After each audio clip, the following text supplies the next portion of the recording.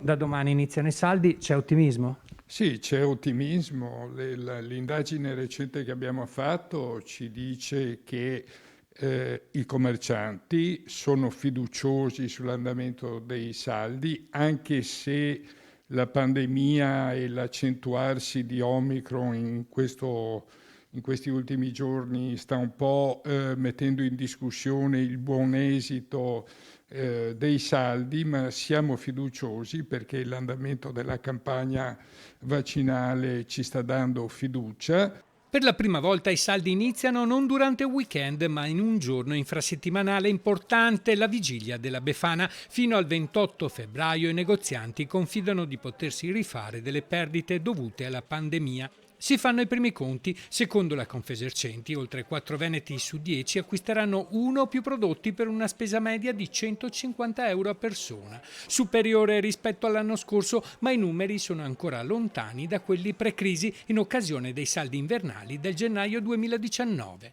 Scarpe, maglieria e capispalla, gli acquisti più desiderati. Io scarpe, solite cose che comprano le donne.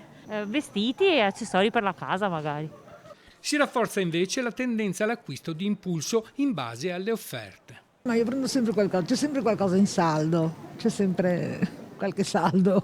Nonostante il clima di fiducia che spinge agli acquisti per i commercianti, il recupero è lontano, pesano l'ombra di Omicron e la bulimia di promozioni di Natale. L'indagine di Confesercenti su un campione di consumatori conferma che i negozi reali sono i più scelti, ma cresce il web. I tasti dolenti per Confesercenti dunque non mancano. Sono anni che noi diciamo che i saldi dovrebbero essere posticipati di almeno un mese.